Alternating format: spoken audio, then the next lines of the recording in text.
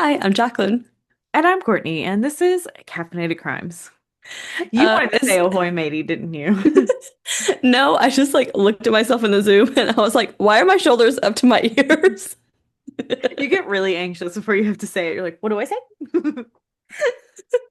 I do Um, that sometimes when I'm just like into what I'm doing and then I see yeah. myself and I'm like, lower your shoulders, relax your body. What are you doing? I'll notice that a lot with like workouts I do. And then like sometimes it's like the instructors just know what everyone does and they're like, relax your shoulders. And I'm like, oh, yep, sorry. Yep, you're You're like, right. You're you're right. right, you're right. You know what I That need. is bad posture. You're right. You're right. I feel like that's always so helpful when they do that though, because like you said, it's normally when it's happening and like you kind of need that conscious reminder to do it. Yeah. And you're like, oh yeah, like this, and like you don't realize it's happening until like it's alerted to you, and then you're like, oh yeah, I do need to relax Yeah. this body part, or you Yeah. know. It also reminds me, when I'm on meetings, I've noticed recently that I like tilt my head to the side more and more as I'm listening, like I'm a damn dog. And so I'm like looking at all the squares and I'm like fully listening to what someone's saying. And then I see myself and I'm like, my head is completely sideways. And I'm like, fix your head. And Oh the my next time God, I your look, head's gonna I'm start doing, spinning. Full circle. like, I'm just like, I don't know why I my wonder if head does anyone that. else notices. Because, I know, there's right? like certain things, if we're like in big group meetings, like there's certain people who I'm like, oh, they're gonna, like, there was this one guy who was like always like walking during meetings, like on Hmm. the walking pad with his camera on. Oh And God, we'd be that's like, oh, the walker's there, he's here. And then there's like one girl who like chews gum, like every time I see her, uh like, and she'll be muted, like, but I can hmm. just like see it.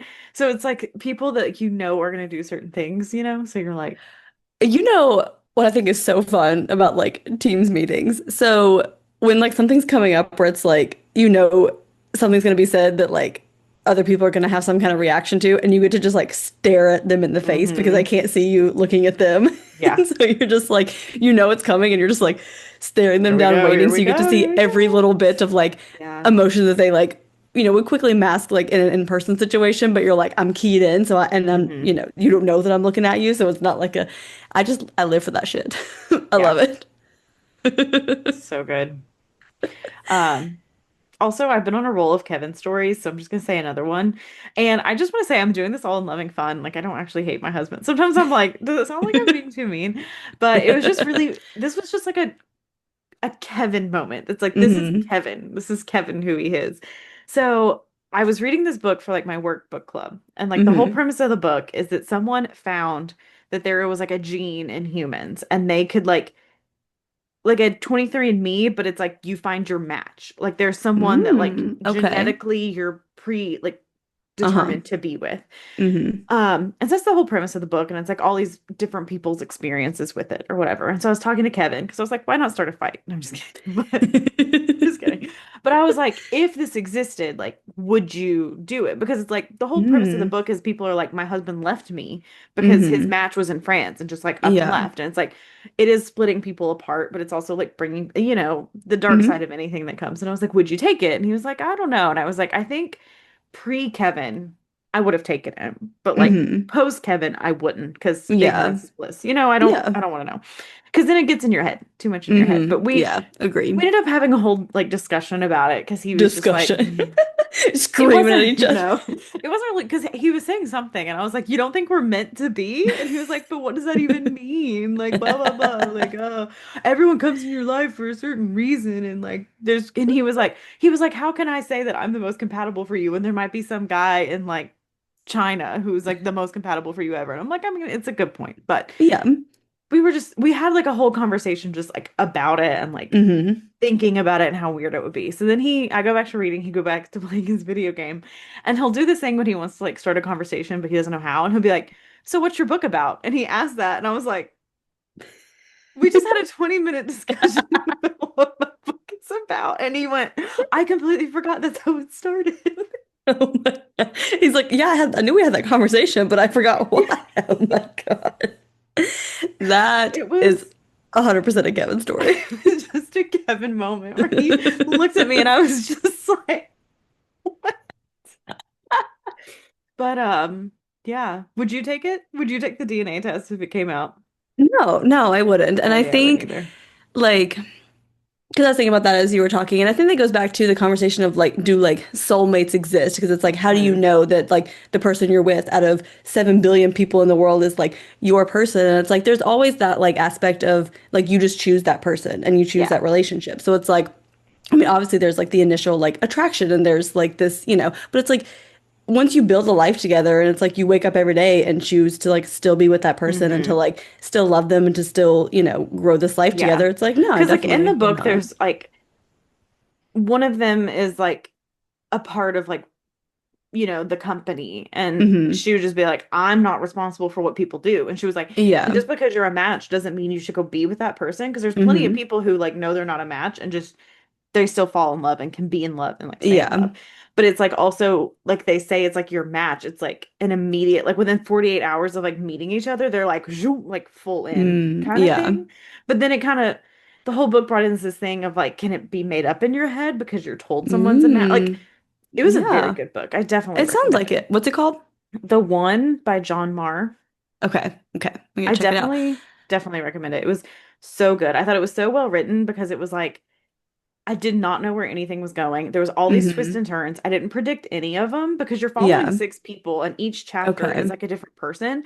So it's Hmm. almost not that you would forget, but you'd be like, "Oh my gosh." And then you'd go to the next chapter and you'd be like, "Oh my gosh." And you go to the next chapter and you're like, "Oh my God." Like I didn't see this coming because you kind of not forget some of the storylines, but it's not like it's in Yeah. your face like predicting it, but There's just so many things happening at once. Yeah. yeah. One that sounds like a Black Mirror episode. That's what Kevin Um, said. but two, I can see like if you're like unhappy in your relationship or like conflicted Hmm. about your relationship, I can see where it would be very tempting to like do that versus Yeah. like someone who's very happy and secure in their relationship. If it's, Yeah. And like like you're having one. doubts or it's like those things, I can see that being a very tempting choice to make at that point, you Yeah, and know? one was like an engaged couple, and like the woman was like, "We have to take it because we have to Mm, know," and then yeah. it's like, you know, all this stuff. So it's just like it was very interesting, but it's Yeah. a TV series now on Netflix. So Oh, I really called Black Mirror. Yeah, Kevin told me he was like, "Okay, don't tell me anymore because like I want to watch Yeah. it," but I just don't know if it would be like as good as the book, but it was. Yeah. I really Interesting. enjoyed it, so Okay, so our November Patreon, we'll watch the show, we'll do a we'll watch the recap. show. Yeah, perfect. Okay, well that Okay, was a good conversation. Let yeah. us know what you would do in that Hmm. situation. If you've read that Yeah. book. This is not the end of the episode. I'm just going ahead and put that out there now. Yeah. I'm like, Yeah, because I okay, definitely and think if I was like single and like lonely, I'd be like, yeah, definitely yeah, I'll go put my yeah, DNA in there, see if I get a match. But like being in a relationship, I'm like, nah, nope, yeah, ignorance is bliss. yep. Agreed. Agreed. All right. Well, our sources for this episode are a is a includes a People Magazine investigates season 2, episode 2, Where is Baby Dior? A KTVB article, East Idaho news interviews, and the Crime Junkie episode titled Missing DeOrr Kunz Jr. Jessica Mitchell and Vernal DeOrr Kunz were high school sweethearts. They lived in Idaho Falls, Idaho. They dated for about 2.5 years in high school, and then after graduation, they went their separate ways and married other people. So Jessica had 2 children but got divorced, and Vernal got divorced as well. So they ran into each other years later and started dating again. They got engaged, and soon after the engagement, Jessica found out she was pregnant. So everything was happening really fast, but they were both really excited. They were very much in love. And on December 30th, 2012, baby DeOrr was born. So he loved playing with trucks and making people laugh. He would give hugs and be goofy. He was a very happy and independent kid. He would go in his room and play with his toys and sing and talk to himself and would just be in there for hours. They nicknamed him Little Man and called him that often. So Jessica worked as a certified nursing assistant, and her grandfather Bob was sick, and she became his in-home caregiver. So DeOrr would come with her, and that way her grandfather got to see him and play with him. They would tease each other, and Grandpa Bob loved the outdoors. So he loved fishing and camping, and he wanted to go camping in July of 2015. And Jessica wasn't sure how many more times she would have the opportunity to do so, so she's like, yeah, let's all go camping. So they went to the Timber Creek campground that is located in the Salmon Challis National Forest. It's about 130 miles northwest of Idaho Falls near Lador. So Grandpa Bob had been up there like 10 to 15 times before, and he knew it was very gorgeous in July. So Jessica, Vernal, Dior, Grandpa Bob, and Grandpa Bob's friend, Isaac Reinwand, drove up there on July 9th, 2015. So they set up their camp, and the next day, July 10th, Jessica and Vernal went to run to town and then came back to a fishing site about 100 yards from the campsite and left baby Dior with Grandpa Bob. When Vernal came back up from the fishing spot, baby DeOrr was not there. Jessica heard Vernal saying we can't find him, and so she runs to him. So Grandpa Bob said that he was right next to him until a few minutes ago. So they search the campground, the cars, the road, but they can't find him. They start screaming his name and trying to look for him.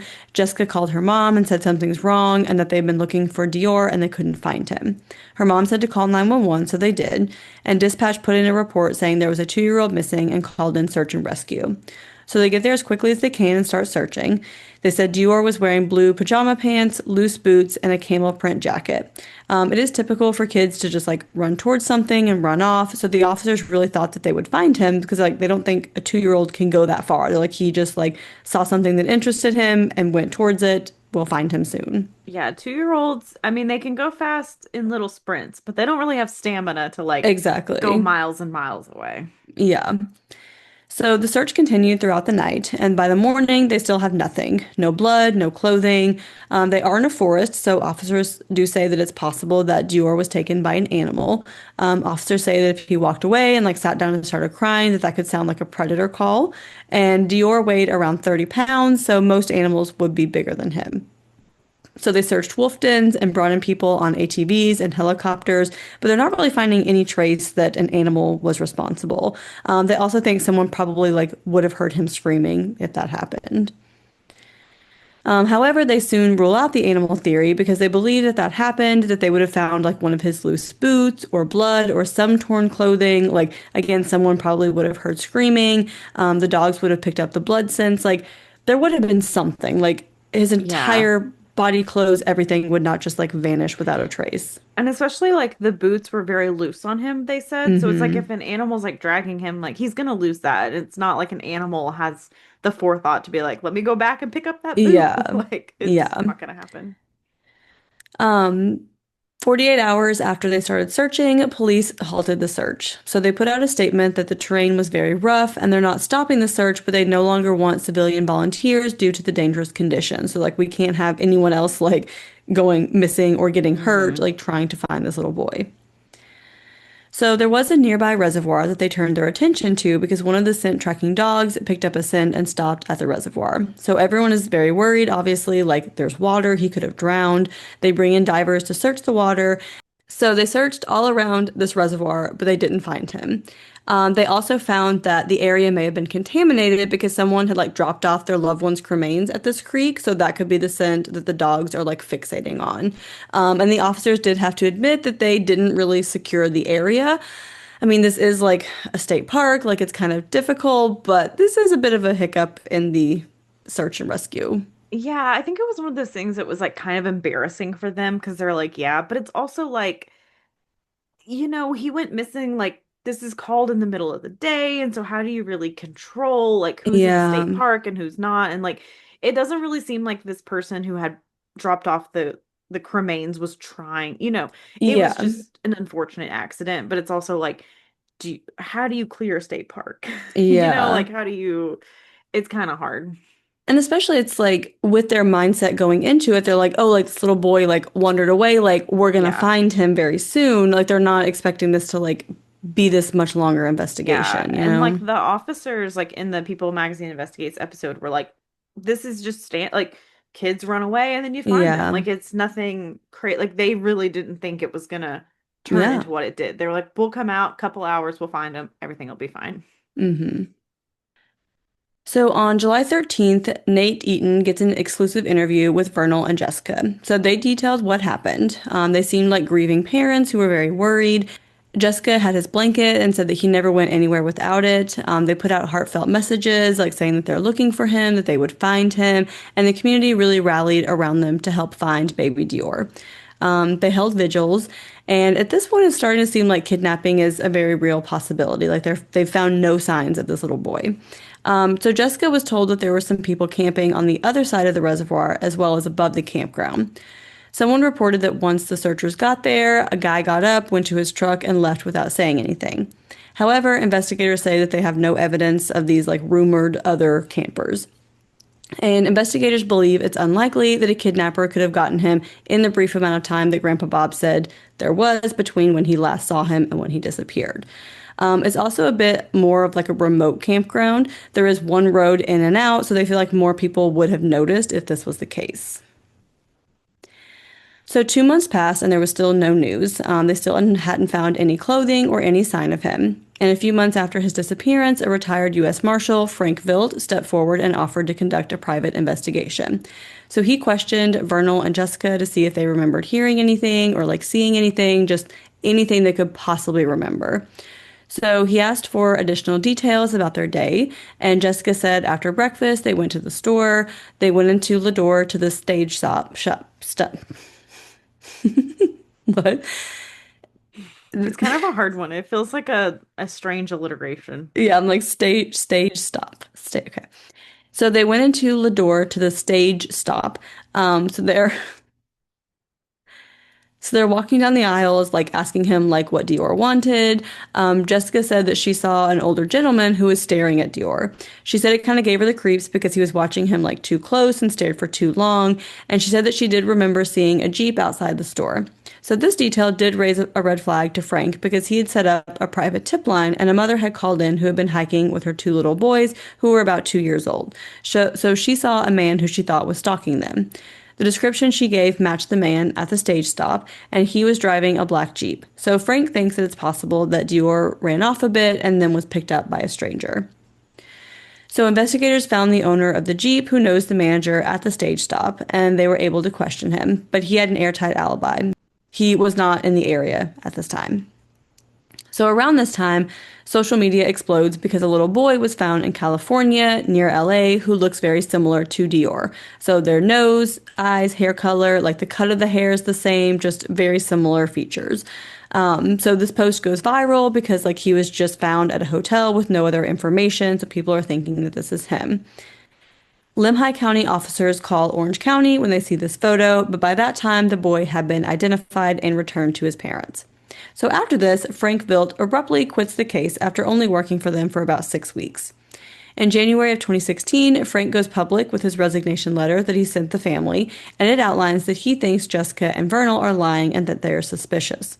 He says that Jessica and Vernal refused to let him take the case national and put up a $20,000 reward that Frank was going to put up his own personal funds for. So, of course, the media goes wild over this. Now, Frank's not the only one with this opinion. The family had hired a second private investigator, Philip Klein, who also quit after 6 weeks on the case. So, while all this is going on in the media, let's take a step back to the investigation. So while they can't rule anyone out, investigators are turning to look at Jessica, Vernal, Grandpa Bob, and Isaac. So they really focused in on Isaac. There have been many tips about Isaac once DeOrr went missing from people who knew him. Jessica and Vernal had not met Isaac until the camping trip, but he did have a criminal record with charges like theft and battery and a domestic violence charge. And Jessica said that Grandpa Bob was like, oh, he's a little weird, but he's a good guy. But some of his actions after DeOrr went missing were suspicious. He did refuse to help the search and was like joking around with people while they were searching. And Isaac was cooperative with police, but the public really believed that he may have played a role in DeOrr's disappearance. So eventually, Isaac agreed to sit down for an interview. He said DeOrr seemed like a happy kid, and he got up when the family was heading back to the store, but he was nowhere near DeOrr when he went missing. He said he was fishing and only came back up when he saw Bob pacing, and that's when he learned that DeOrr was missing. So Isaac's story has never changed. So now they shift from Isaac to Grandpa Bob, who is allegedly the last person to see DeOrr alive.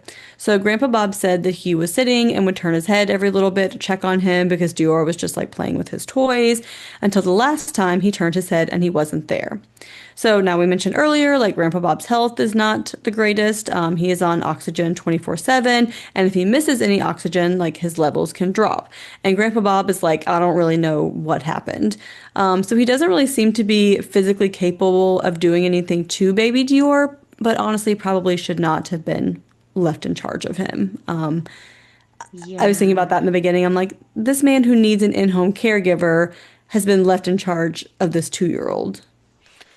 Yeah, and we get into that a bit more too of like kind of I don't know, there's a lot going on in this case. But and I think we do mention it later where like also people are like Grandpa Bob also would just like fall asleep. Like he Mm, couldn't help it. Like he would just kind of fall asleep. But it's like if his yeah. oxygen got a little bit off, like his levels would Uh-huh. drop and he could just be like, Be out. yeah, not Yeah. be like kind of fuzzy, foggy, not Mm-hmm. have like much memory. So yeah. Yeah. So now they turn to Jessica and Vernal. So Jessica and Vernal do have some inconsistencies in their story, which is kind of hard to ignore. So, for example, so Jessica previously said the morning DeOrr disappeared that they woke up to Isaac beating on their windows saying, "Wakey, wakey, eggs and bakey." And she was really annoyed. So I mean, that's so specific that she was like, I was very annoyed. He was like banging on because they were sleeping in the car, like banging on the Mm-hmm. windows, and that she was annoyed. And she said this was around like 8:30. Um, so they did ask Isaac when they interviewed him, like, oh, did you do this? And he was like, no, like when I got up, they were all already up. And so Jessica also said in another interview that for breakfast they had eggs, bacon, and hash browns, and that she cooked the breakfast. So how can Isaac Interesting. be saying wakey wakey eggs bakey when she's cooking the eggs and bakey, you know?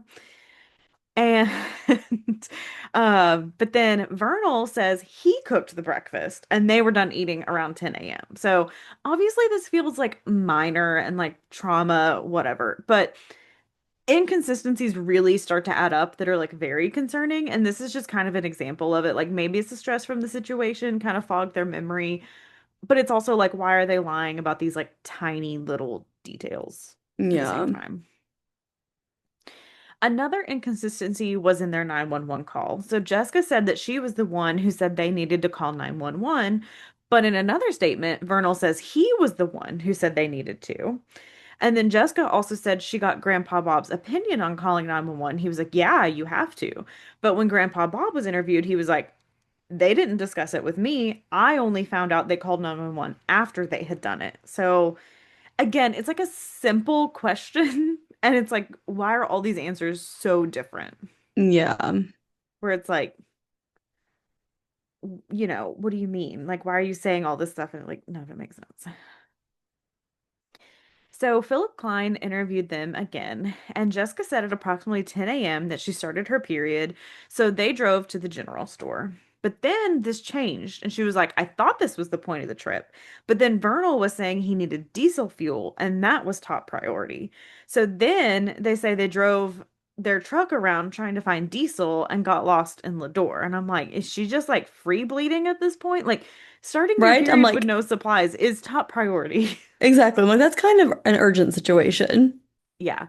And this also doesn't make like full sense because Lador is a very small town. And like basically you kind of come over a hill and you can basically see everything. There's probably 20 houses. Like it's not New York City where you can be like in Brooklyn and then you're like, how did I end up in Staten Island?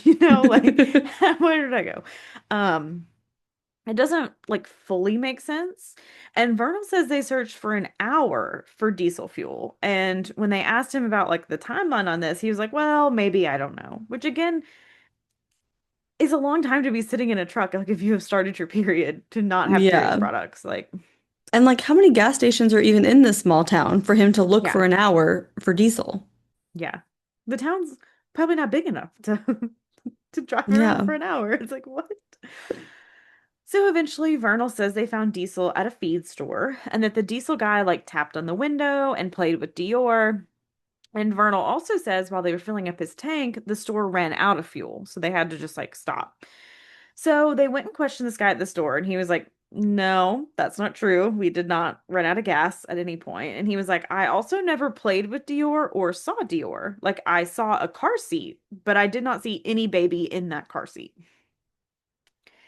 So Jessica and Vernal both say at this point they drive back to the stage stop, and then their stories differ here, which is again kind of troubling. So Jessica says she got DeOrr out of his car seat and she got tampons like in the store, like she took them in the store. But Vernal says that Jessica went into the store and him and DeOrr were outside. And DeOrr saw a beer delivery guy and was like happy to see him and talk to him. And like the beer delivery guy like put the boy up in his truck and like let him sit in it because he loved trucks. And DeOrr was so happy. Well, they find this beer delivery guy and he was like, no, I never saw a child. I never had any interaction with Vernal. And he said I would 100% remember if I let a child up into my truck because that's against company policy, so I would never do it.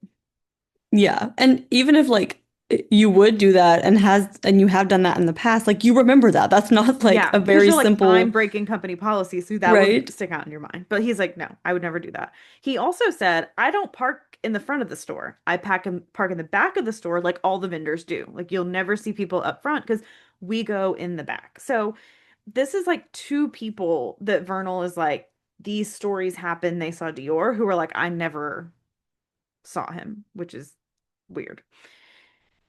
So Jessica said she doesn't remember a beer delivery guy, but she said she was focused on following DeOrr around the story because in her version, DeOrr is in the store with her, not outside with Vernal. Because she also told the story about like the man staring at them creepily. Uh-huh. So, Yep. um, but every witness kind of not only fails to corroborate the story, but like directly contradicts it. So Vernal's caught like in a confirmed lie. And like there are just so many stories and it's like if you're going to like you don't these aren't things that you like Hmm. mistakenly remember happening. And it's things that if you're gonna make it up, you're like, they can find these people to Exactly. ask them about this story. And it's like, why would you make up like the place running out of gas? And like, Yeah. I don't know. It's just so strange to like make up this stuff. Mm-hmm.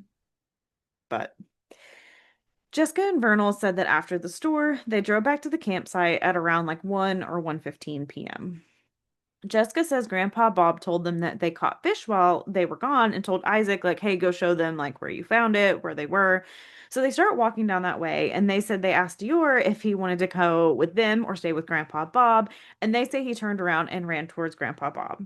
And they said that Grandpa Bob was like, yeah, I'm good to watch him. But Grandpa Bob says, I never remember Jessica asking me to watch Dior. They just kind of took off. It was one of those things that was like, oh, guess I'm in charge of the baby now because everyone's gone, kind of thing. Okay. Yeah. So 20 minutes later is when Vernal walks back up the hill and Dior isn't there. And when Vernal asks about Dior, Grandpa Bob said he thought that Dior went with him. So again, kind of being like, I don't know. I mean, Grandpa Bob, I don't know. I feel like he's just in bad health and is probably like, I don't Yeah. really know what's going on. Yeah, it sounds like yeah, like legitimately probably doesn't know what's going on. Is probably yeah, confused about a lot for legitimate health reasons. yes. So Vernal says he runs around and screams and yells. And in his first story, he said he did this for 15 minutes. The second story, he said 45 minutes, which it's like, but when there's so many lies, it's like every little lie feels big, at this point. So Jessica says when she heard Vernal is when she said they need to call 911. And then Vernal also got in the truck and started driving down the road, looking for him. And as you remember from earlier, Jessica and Vernal again have two different stories about like the 911 calls. So the sheriff does officially name them as suspects because you're lying about everything when your kid's missing.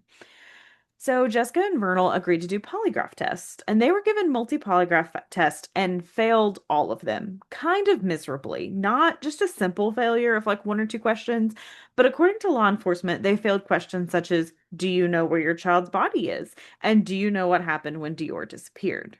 Now, we do have to mention the unreliability of polygraph tests, especially on grieving parents.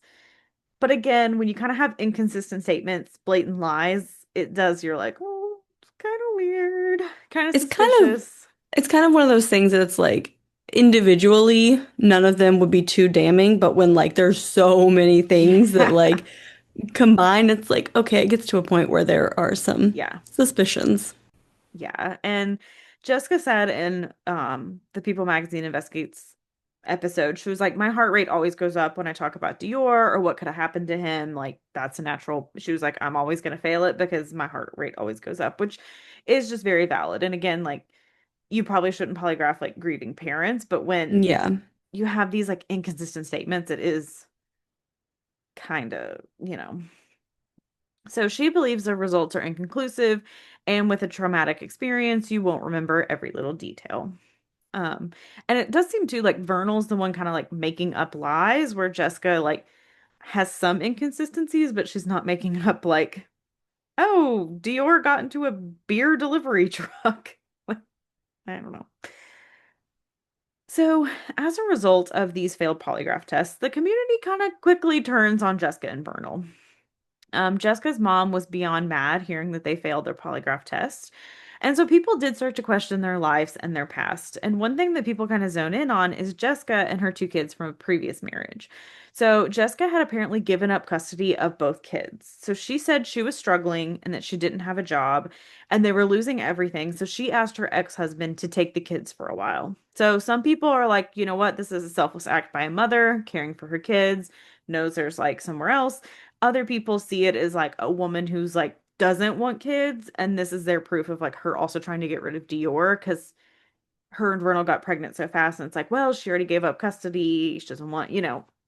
So you kind of have people on both sides of the spectrum kind of weighing in on this. So, and of course, rumor and speculations flood social media.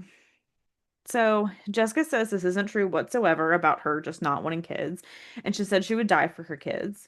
Jessica and Vernal's relationship didn't survive under the stress of losing DeOrr and the investigation, and kind of soon after, Jessica and Vernal kind of start pointing fingers at each other.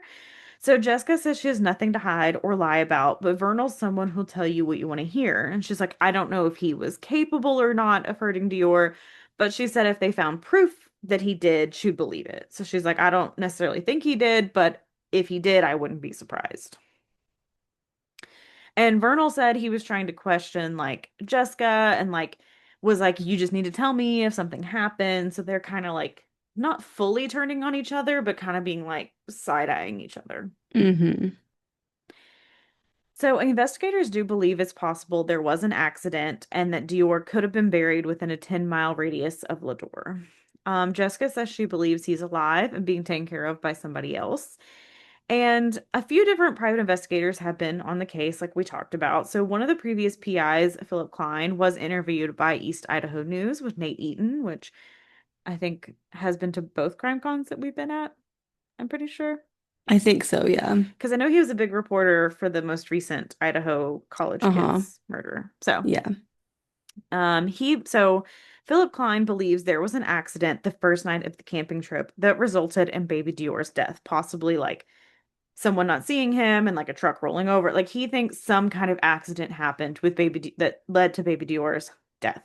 And he thinks um and he kind of thinks this theory because of something Grandpa Bob hinted at in an interview with like a possible accident. Like he doesn't really elaborate too far, but kind of that Grandpa Bob alluded to maybe an accident happening on this trip. So he believes there was a blue cooler that apparently has been missing since the trip. I couldn't get too much information on it, but a lot of stuff is kind of being held kind of close to the chest with like a lot of this stuff. But apparently there is a blue cooler that's missing, and he thinks it was used to dispose of Baby Dewar's body. He believes the next day they took the cooler and put it into a dumpster, and that was later taken off to a landfill. And this is the theory he said in July 2025, which is just a month prior to the recording of this episode. So this is like new information that they're still, talking about. He said he thinks the parents are responsible. He thinks Grandpa Bob knew, but thinks Isaac had nothing to do with it since Isaac's story has like never changed. Klein also said that Jessica broke down and confessed in an interview that she knew where Dior's body was. He also claims this happens during a police interview, but we don't really have a definite timeline of what happened, and Jessica denies this ever happening. But in 2018, Jessica had confirmed the police had offered her an immunity deal, but the police have never confirmed this. So again, all speculation, speculation, speculation. Not saying this is true. This is just what people are saying. So Klein also said that Jessica and Vernal were evicted from their apartment soon after Baby Dewar's went. missing and that they just hadn't been paying their rent. So Klein was given permission by the landlord to search the apartment. They found a jacket, blue pajama pants, and boots, which, if you remember, are the same clothes DeOrr was supposedly wearing when he went missing. So is it duplicates or, Klein said they also found some toy cars that reported to be missing and also a credit card used by an unidentified family member to buy some things that they had never like told the team about. Like I don't really fully know what was on this credit card, but I guess it was enough to raise suspicion for him. So now they're wondering if Baby Dior ever even made it to the campsite is kind of also a theory. Klein said they haven't found anyone outside of Jessica, Vernal, Bob, and Isaac who saw Dior the day of the disappearance or the day before. So, you know. However, Isaac was certain Dior was there, which kind of makes it tricky because Isaac's story hasn't changed. So I don't really know about that. But I guess on their trip up, there's some like inconsistencies with like stopping for dinner and doing this. But again, nobody kind of seeing Dior himself, just kind of seeing the car seat. So Klein said they do want to do a sweep of the landfill soon, and they weren't going to like name the landfill because they were like, we don't want press like coming up. The uh oh, Klein also claims that Grandpa Bob said in an interview when he was talking about it that he shrugged his shoulders and said, he was a 2-year-old. They can go in the cabin and make another one, which is very crazy if this is true. I, wow. I mean, if that is true, I take back everything I said about Grandpa Bob just being legitimately in poor health because I feel like nothing can, I mean, I understand there are Yeah. dementia related concerns that could be, but just what? What? Yeah. I'm like, What? is this really true? Like, I hope that was not Oh, true. oh my God, I hope not. Yeah. But that's.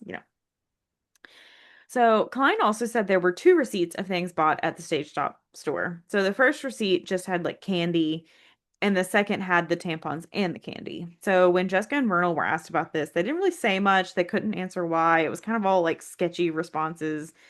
It was just kind of weird where they're like, why are there two separate receipts? Like, why'd you have, if you're in there for the tampons, like, why is the tampons not on the first receipt? It's just weird. Um, Klein says he does not believe at all that this could be Dior wandering off or an animal attack. He's like, I think somebody knows something. I don't think this was, it could have been an accident, but like somebody knows what happened. So the family has since hired another private investigator, David Marshburn. And in 2019, Marshburn's two cadaver dogs alerted to a downed tree with like animal claw marks near a creek at the campground. Authorities searched the area and no further evidence was found. This is also 4 years later at an outdoor location. It's hard to know if there's anything there or even related to Baby Dior's disappearance. So in 2024, Marshburn and some friends returned to the site and climbed a challenging route up the nearby mountain, which revealed new evidence. So they said they found a fleece pullover that was two-tone colors and had animal markings of like scratching, clawing, and biting. Marshburn said if it did not have like pockets on it, it was like a pullover with like no pockets. So he believes the animal was trying to get at whatever was inside the pullover, like not something that could be in a pocket. And Marshburn says it was manufactured around 2014, 2015, which kind of does line up with Dior's disappearance. So authorities took the jacket for DNA testing, and there's only a partial DNA profile, but due to the low level of DNA, like results were inconclusive. They couldn't really get anything from it. And Marshburn does say this is a large jacket, and he believes it's Isaac's jacket. So Marshburn was also interviewed on East Idaho News with Nate Eaton. Nate Eaton's getting all the interviews. Um, so Marshburn puts all the blame on Isaac. He thinks Isaac was wanting to be with Jessica, and he thought he could get rid of the baby and Vernal, and then he could be with her. The YouTube commenters were not having this. They were not having this theory whatsoever. They just don't think it lines up, which I kind of agree because I'm like, my thing is like why would anyone like protect Isaac about it? Like why would Jessica and Mhm. Vernal who don't really know him like protect him if they thought it could be Yeah. him, you know? Um Isaac's also the only one whose story hasn't changed. We've heard a million different stories from Jessica Vernal and Grandpa Bob, but Isaac's has stayed the same. He said Isaac and Dior were both missing. for a long period of time. And that's when he thinks something happens. And he thinks that Isaac dropped him off in the fleece jacket and that animals came and got him. Marshburn also believes they will find baby DeOrr if they can gather enough volunteers to go through every inch of the campground to the like up to the mountain and behind it.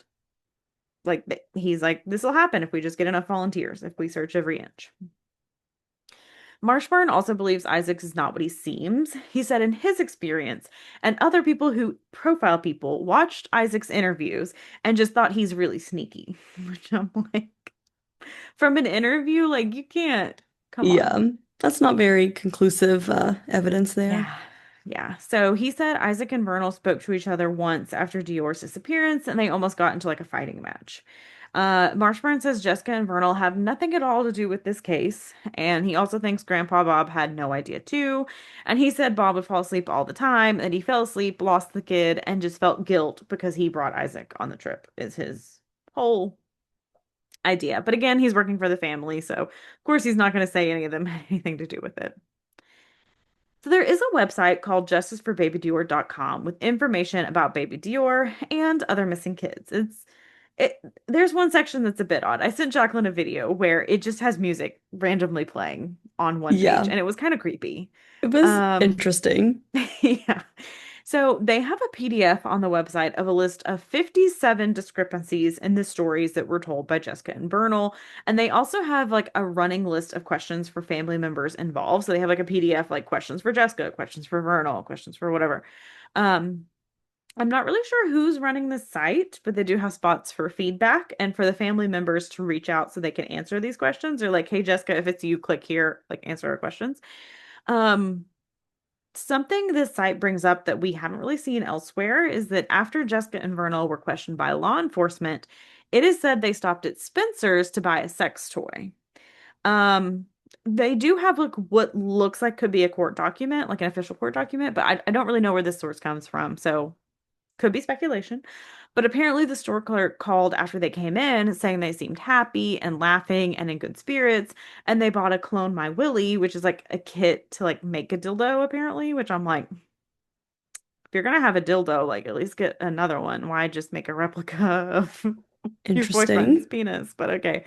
Hmm. Um, I don't know if it's particularly damning evidence, but I guess it is odd days after your 2-year-old goes missing, after you've just been interviewed by law enforcement, that you go to Spencer's and buy a sex toy. And, you Yeah. know, I feel like that would be the last thing on your mind at this point. yeah, yeah. So very weird. The website also says Isaac factory reset his phone 3 times before law enforcement arrived. Don't know the source on that either, but the website is very anti everyone on the camping trip. So I don't want to like use a biased source and repeat it as fact because I can't know for sure where these details came from. And this is Hmm. the only site I see these two details on. So Okay. just just a disclaimer out there. Yeah.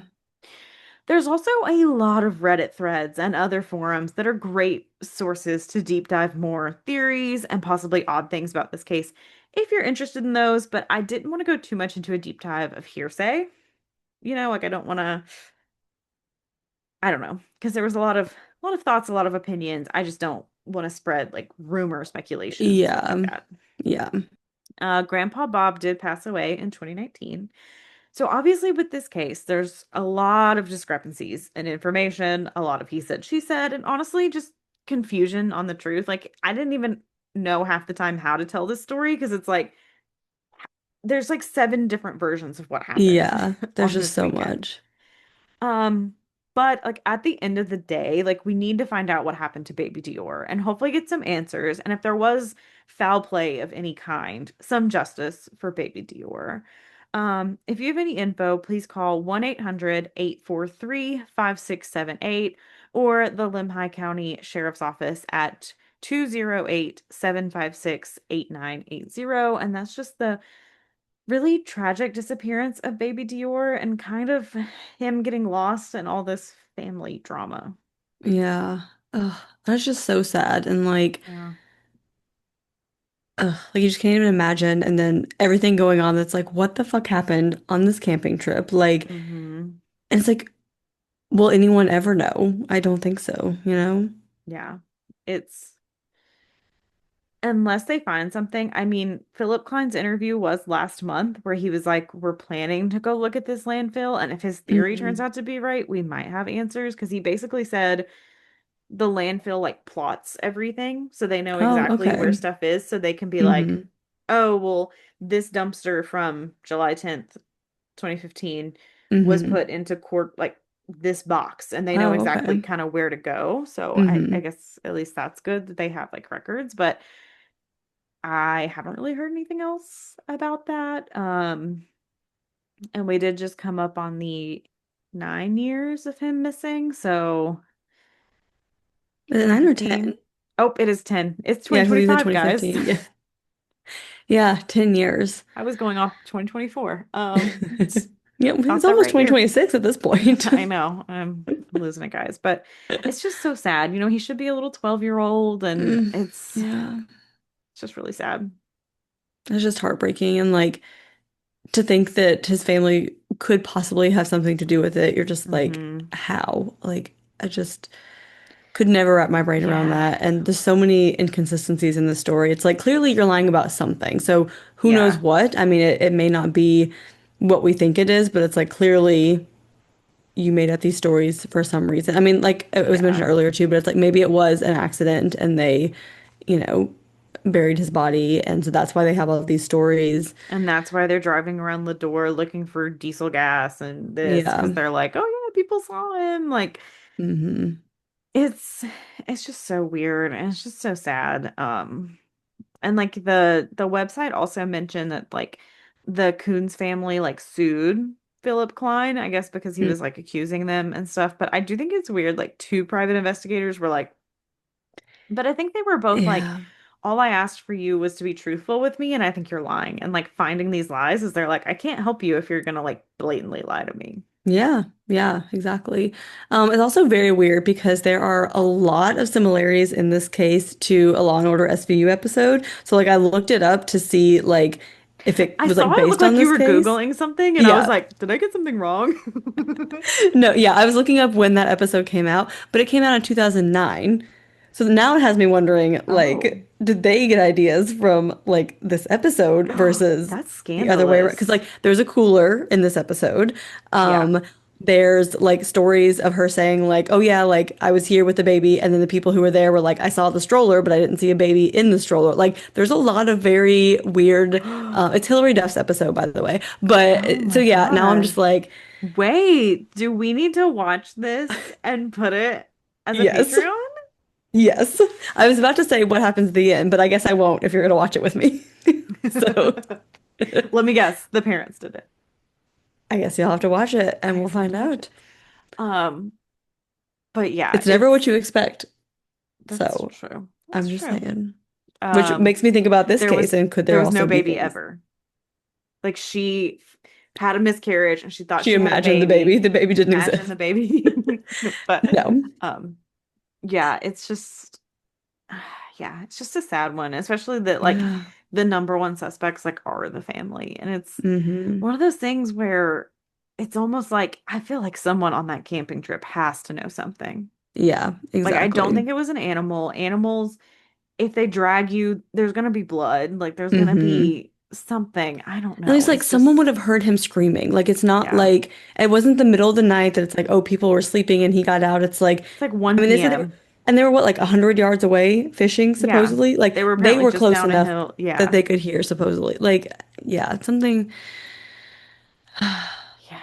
I But then it's like, with the whole Grandpa Bob thing, Jessica was his like caregiver. Like she could have known, hey, if I turn his oxygen tank off, like he won't remember anything. Um, Yeah, but could yeah, like also there's, like a kidnapper have known that? And been like, I turned this tank off, he won't remember anything. But then yeah, they that's like claim it true. was like 20 minutes. So it's like that's so much to go on. Hmm. I don't know. But like It's you so said too, weird. like this is their story and that they came back, but that he was in town with them, but nobody saw him in town with them. Yeah. Like nobody like can confirm seeing him, Yeah. which is creepy. But Yeah. So yeah. sad. So tragic. I never know how to transition this I one, know. especially on these. Courtney, what is your perk of the week? So my perk of the week is I'm going to kind of piggyback off or bring it full circle, whatever you want to call, from the beginning of the episode and talk about a book I read. I do still recommend the one by John Marr because it was great, but Red Atmosphere by Taylor Jenkins Reid. Ugh, Oh man, talk about ripping my heart out and like just eating it right in front of me. yes, yes. Just smashing my heart, just ripped right out of my chest. Bawled my eyes out. hmm And Which but also just like talk about perfection. Like when you talk about a yeah, 5-star read, like yeah, no questions asked. Like it is like 1,000% a yeah. 5-star It read. was it was just so good and it was just so well written and just hmm oh man. And it was so funny because you and Ashton you know, um sent me snaps of you crying after you reading it. hmm And I was like, it's like 330 pages. I'm at page 300. I'm like, I'm not crying yet. And then all of a sudden, that last 30 pages just boom, boom, boom, Yeah, it hit you. rips. Yeah, Yeah. yeah. Speaking of Ashton, I do want to issue a public service announcement that when we were talking about Butcher and Blackbird, that she's the one that got us all started. So Yes. Ashton started the Butcher and Blackbird train. we So made sure to tell everyone at book club that she was not given credit. And so here is your credit. which now she's gonna be mad that we said it at the end of the episode and not the very beginning. She's like, no one's even listening at this point, so I who know. She's cares like, that they gave me a shout out? everyone's turned off. But anyway, yes. So that is my perk of the week is just some good books I've been reading lately, which I Yeah. appreciate. Um, but yeah, that is my perk of the week. Jacqueline, what's your perk of the week? So my perk of the week. I haven't talked about my kitchen table yet, have I? I don't think so. It's hard now when we record like every other week because sometimes I'm just like, it feels like it's been so long, I have no idea. Um, I don't think If you I have. if I have, I apologize for talking about it again because you're probably like, I don't give a shit about your table, lady. But so this all started because I will get to the point in a moment. I promise. I will try to be very succinct. But so we have a table and chairs that we bought at a thrift store, I think like 8 years ago when we bought them. So who knows how old they were at that point. Hmm. And our chairs have been falling apart. Andrew repairs them like every other week and they still just keep falling apart. So we're And there's like, a sign okay. on one of them that is like, beware, leg broken. Yes, it says I'm broken. Yeah. Um, but see, it got to the point where 3 of the 4 chairs were like that. So I'm like, okay, we gotta do something. Yeah. So, yeah, that one's been broken for a long time. So we were like, okay, we're going to either get a new table and chairs, or we can refinish our table and just buy some new chairs. So we're like, let's do that because like the table is in good condition, like we like it, and so we like sanded it down and we stained it and painted it, and I'm really happy with how it turned out, honestly. Hmm. And then I was like, while we're doing this, we should like do some kind of accent wall. Let's do like a board and batten wall too. And so it just turned into this like whole Whole dining room project. makeover.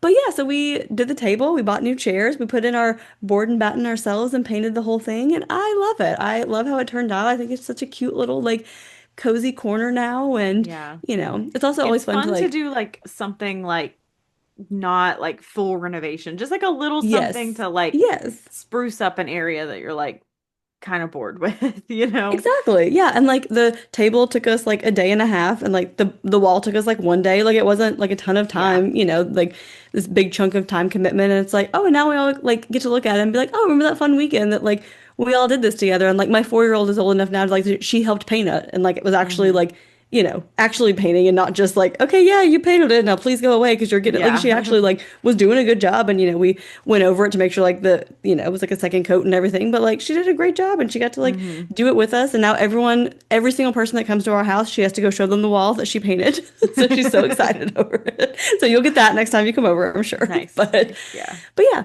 that was just my perk of the week is that the last 2 weekends we spent a bunch of time doing those things. And now we just need to buy one more thing and then our whole dining area will be It'll complete be and complete. just in time for football season. And now we have no free time on the weekends anymore. So we had to get it all in while we could. Yeah, So no, I get that. I've been trying to reframe my mindset because so many things like in our house just keep breaking and we keep having to pay for stuff and I keep getting annoyed, but I'm reframing it as it's an investment. exactly. So I keep being like, Exactly. we're investing in these little termite traps all around our house to make sure we don't get termites. We're investing in the new sewer pipe that we're still paying off. You know what I'm saying? So I've been trying to do that where I try to be like, okay, it's like an investment, you know. hmm But yeah, it's like those things. It's like, I mean, it adds up because it's like you buy a house that is in a certain condition. And it's like, oh, I've upgraded this, I've upgraded that. Yeah. And it's like, eventually it's like, wow, look at all the like new things my house has now that are going to last so much longer, which obviously is not fun when you're paying for it in the moment. But it's like long Yeah. term, it's like, oh, wow, like we're upgrading all of these things, like Yeah. even when it's not the fun things, even when it's like the necessary Yeah, things. the necessary things, Yeah. which is the hard part. But still. Yep. But yeah, let us know your thoughts on this case. Obviously, there are many out there. There are many theories. Let us know if you've read any of them, what you think.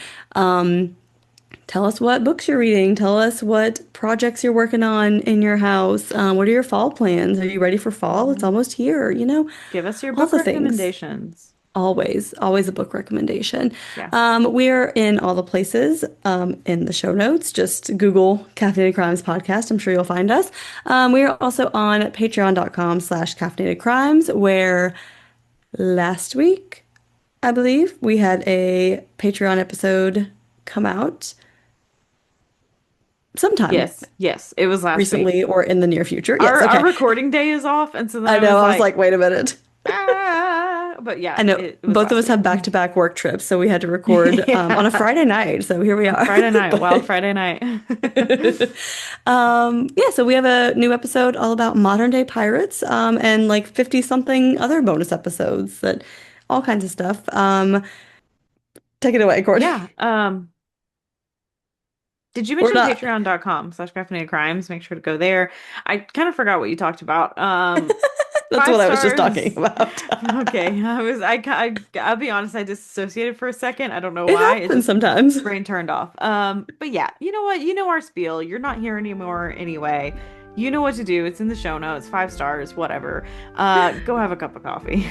And don't commit a crime.